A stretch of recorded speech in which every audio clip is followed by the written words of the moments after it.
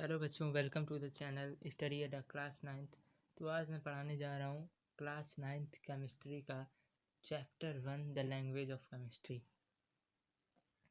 देखो बच्चों, ये बहुत ही इजी चैप्टर है। इसमें आप बहुत ही आसानी से इस चैप्टर को कवर कर सकते हो। थोड़े टर्म समझने आपको, वो समझ गए आप तो ये चैप्टर आसानी से कवर हो जाएगा। तो देखो दोस्तों, पहला टॉपिक दिया आपके में सिंबल। सिंबल दोस्तों देखो क्या होता है। सिंबल मतलब सिंबल इज अ वर्ड और figure that represents an idea, word, object और कॉन्सेप्ट। अगर इजी लैंग्वेज में समझे, सिंबल एक कैरेक्टर या फिगर कुछ भी कह सकते हो that represents idea, word, object और कॉन्सेप्ट। अब देखो ये सिंबल आया क्यों एलिमेंट के लिए। आप केमिस्ट्री पढ़ रहे हो तो केमिकल एलिमेंट के लिए सिंबल आएगा। और केमिकल एलिमेंट्स के लिए जो एलिमेंट्स है पीरियोडिक टेबल के, इनके लिए सिंबल आया क्यों। देखो अब बहुत बड़े बड़े पीरियोडिक टेबल में एलिमेंट्स हैं, जैसे मेंडेलिवियम है, आइंस्टीनियम है, क्यूरियम है, प्लूटोनियम है। इतने बड़े बड़े एलिमेंट्स अगर आप पढ़ोगे तो आपकी बहुत ज़्यादा एनर्जी लॉस होगी। तो इस वजह से साइंटिस्ट ने क्या किया, उस एलिमेंट का एक पर्टिकुलर सिंबल बनाया जिससे कि लोगों को समझने में आसानी हो सके। तो देखो दोस्तों, मैंने आपको सिंबल की डिफिनीशन बता दी। सिंबल इज अ कैरेक्टर और figure that represents an idea, word, object और कॉन्सेप्ट। जिससे हम कोई आइडिया लगा सकते हैं, हाँ, कि ये किस चीज़ के बारे में बता रहा है। कुछ सिंबल किसी का दिया होगा, जैसे देखो एस क्या होता है, एस बना होता है इस तरीके से। सिंबल किसका आप समझते हो, डॉलर का सिंबल होता है, तो आप इसे क्या समझते हो, डॉलर है। तो इस तरीके से वो आइडिया, कॉन्सेप्ट दिखाता है कि हाँ, ये इस पर्टिकुलर चीज़ का सिंबल है। देखो दोस्तों, आगे बढ़ते हैं। अब जो एल्केमिस्ट है, जिनको एंशिएंट केमिस्ट बोलते हैं, उन्होंने कुछ ऐसे सिंबल्स दिए, कुछ स्ट्रेंज टाइप के सिंबल्स दिए दोस्तों। जैसे मतलब मान लो गोल्ड का, कॉपर का, मरकरी का, इसका स्ट्रेंज टाइप्स का सिंबल दिया उन्होंने। जैसे मैं आपको कुछ पिक्चर्स दिखाता हूँ, तरह का सिंबल दिया। देखो गोल्ड का इस तरीके से, कॉपर का इस तरीके से, मरकरी का देखो इस तरीके से दिया, आयरन का ये दिया, देखो टिन का ये दिया है, सिल्वर का ये, सल्फर का ये। तो अलग अलग तरीके के पर्टिकुलर एलिमेंट का पर्टिकुलर सिंबल दिया। अब देखो दोस्तों, आगे बढ़ते हैं इसमें। अब इसमें दिया दोस्तों डाल्टन सिंबल। डाल्टन ने भी अल्केमिस्ट को ही फॉलो किया, जैसा कि मतलब आप देख रहे हो अल्केमिस्ट ने ये सिंबल्स दिए, ये सारे सिंबल्स आप देख रहे हो स्क्रीन पे। इसी तरह का डाल्टन ने भी अपना दिया, इसी तरह का, थोड़ा अलग था लेकिन मिलता जुलता था इससे। देखो दोस्तों, डाल्टन ने अपना कुछ इस तरीके का सिंबल दिया। देखो हाइड्रोजन का इस तरीके से है, फिर देखो ऑक्सीजन का दिया है, फिर देखो ये नाइट्रोजन का दिया है, फिर यहाँ सिल्वर का इस तरीके से दिया, ये कार्बन का है, देखो ये सल्फर का, लीड का। तो इस तरीके से कुछ एलिमेंट्स के डाल्टन ने भी इसी तरीके से सिंबल्स दिए। अब देखो दोस्तों, आगे बढ़ते हैं। देखो दोस्तों, आगे आपका दिया है बर्जीलियस एटॉमिक सिंबल्स। अब देखो, इससे पहले हमने देखा डाल्टन्स और एल्केमिस्ट ने सिंबल्स दिए कुछ एलिमेंट्स के, लेकिन उस सिंबल्स में हमने क्या देखा, कुछ इस सिंबल्स में फिगर्स टाइप का रिप्रेजेंट किया गया। लेकिन जो बर्जीलियस ने 1813 में जो अपने सिंबल्स एलिमेंट्स के दिए, उसमें उन्होंने कहा कि अगर सिंबल्स को फिगर के द्वारा रिप्रेजेंट ना करके उन्हें वर्ड्स में लिखा जाए तो हमें ज़्यादा कुछ याद करने की ज़रूरत ही नहीं होगी, और हम उन्हें बहुत अच्छी देर तक मेमोरी में रख सकते हैं। इसे सिंपल बना सकते हैं, ईजीएस्ट बना सकते हैं अगर इसको वर्ड्स में लिखें, सिंपल वर्ड्स में लिखें। तो इन्होंने क्या किया, इन्होंने वर्ड्स में लिखना शुरू किया, जैसे हाइड्रोजन का H, ऑक्सीजन का O, कार्बन का C। इस तरीके से इन्होंने अपने सिंबल्स दिए।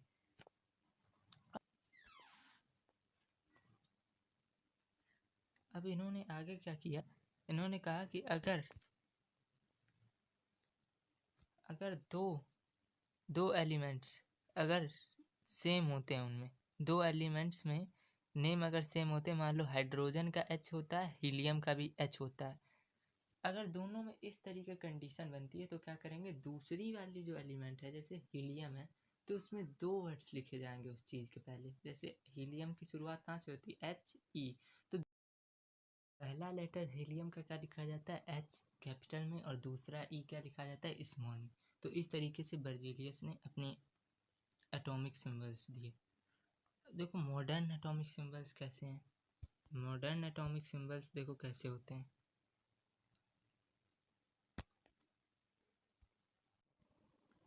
अब देखो मॉडर्न एटॉमिक सिंबल्स में गाइडलाइंस जो फॉलो किए जाते हैं वो ये होते हैं। देखो जैसे कोई chemical symbol of an element क्या होता है? शॉर्ट हैंड नोटेशन होता है, और वो कहाँ से आता है? किसी scientific name of the element से। किसी एलिमेंट का साइंटिफिक नाम होता है, उसी से सिंबल बन के आता है।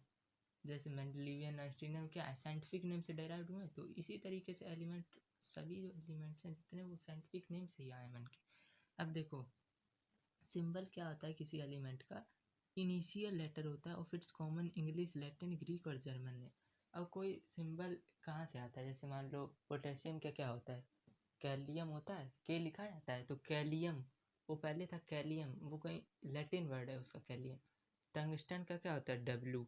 तो वोल्फ्राम मतलब उसका जर्मन वर्ड था, उसी से वो लिया गया वोल्फ्राम से, तो डब्लू।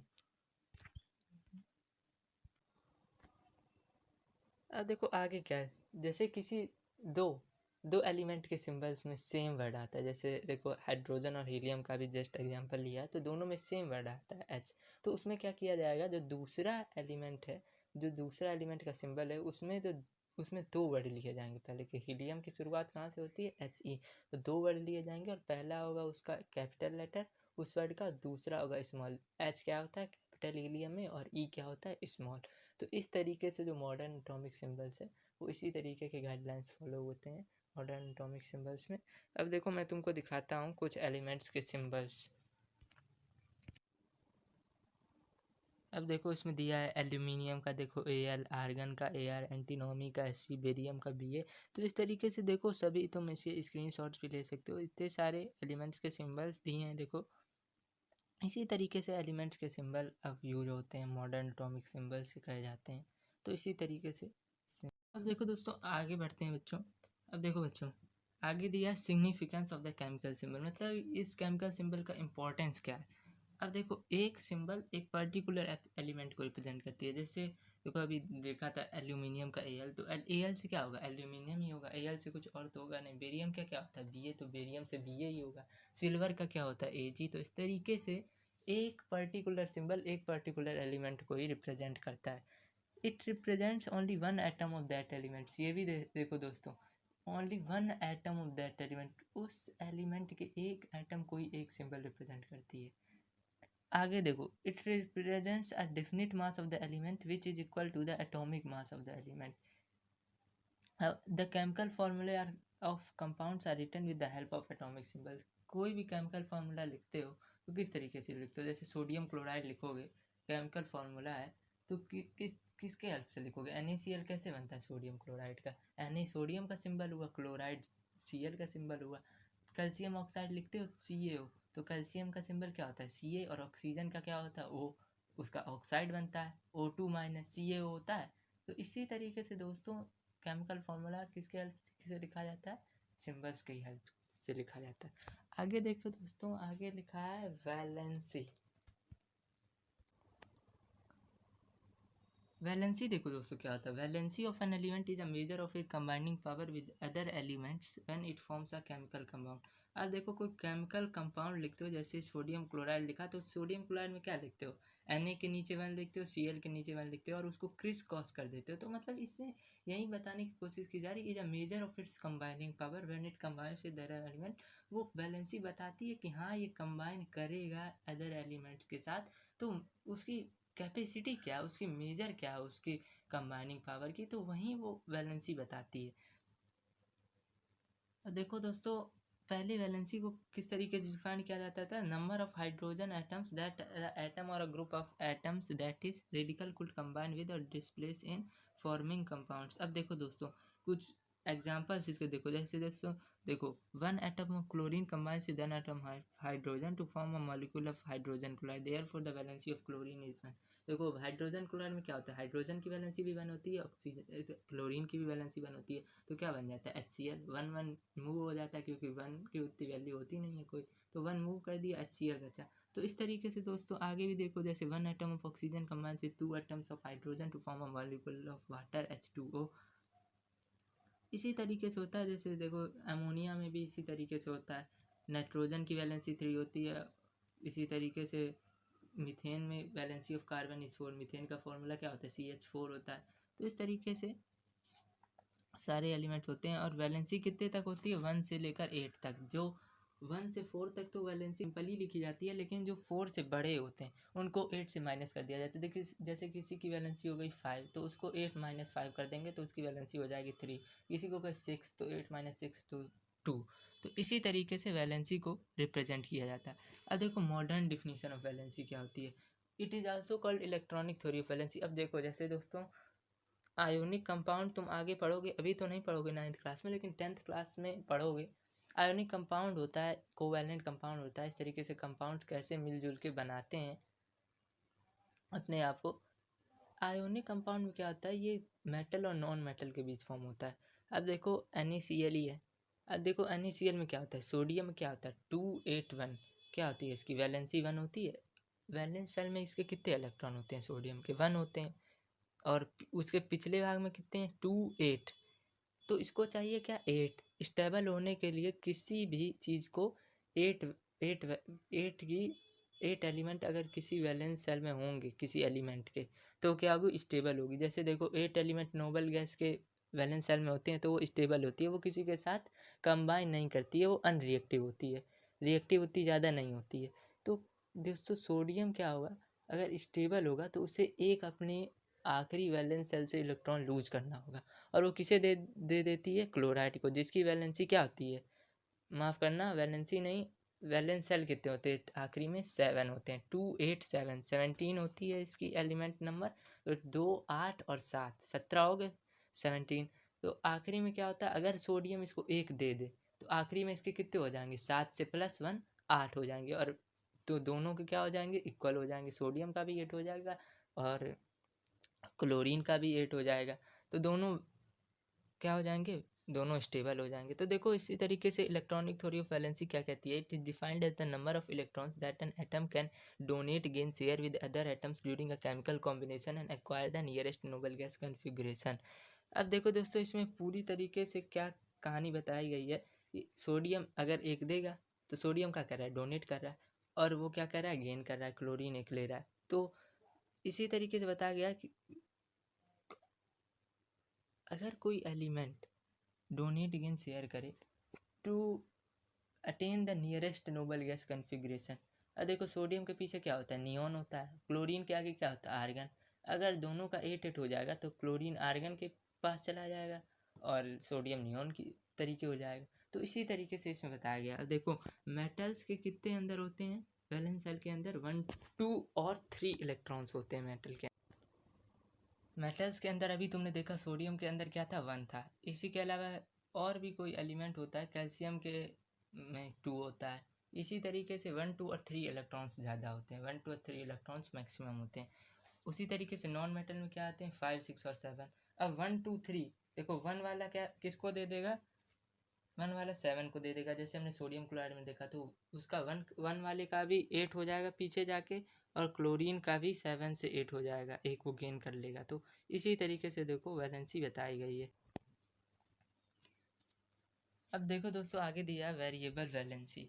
अब देखो बाद में कुछ एलिमेंट्स ट्रांजिशन एलिमेंट्स ऐसे हुए जिनके दो दो वैलेंसीज थी। जैसे आयरन का देखो क्या होता है, FeCl2 और FeCl3 में 2 और 3 वैलेंसी होती है। FeCl2 में क्या होता है, 2 वैलेंसी हुई, और FeCl3 में क्या होगा, 3 वैलेंसी हुई। देखो कंबाइन करेगा तो Fe2 और Cl का 1 FeCl2, उसी तरीके से Fe का 3 Cl का 1 तो FeCl3 हो जाएगा। तो इस तरीके से उसके उसमें क्या हुआ कि सॉल्यूशन उसका कि सफिक्स जो एलिमेंट्स लोअर वैलेंसी के उनमें सफिक्स लगेगा OUS, और जो एलिमेंट्स हायर वैलेंसी के हैं उनमें IC सफिक्स लगेगा। जैसे देखो FeCl2 में क्या होगा, फेरस क्लोराइड, और FeCl3 में क्या होगा, फेरिक क्लोराइड। तो इसी तरीके से वेरिएबल वैलेंसी का इसी तरीके से दिया हुआ है। अब देखो आगे रेडिकल दिया है तुम्हारे में। अब रेडिकल क्या है, an atom or a group of atoms forming part of a molecule that take parts in chemical reaction as single unit and carries positive or negative charge is called radical। देखो atom और group of atoms, atom और group of atoms, कोई दो group of atom, जैसे ammonium है तो उसमें क्या होता है NH4, नाइट्रोजन और हाइड्रोजन दो होते हैं एटम्स। तो एटम्स क्या हुआ, एटम्स और ग्रुप ऑफ एटम। देखो सिल्वर है तो Ag+ तो एटम हो गया।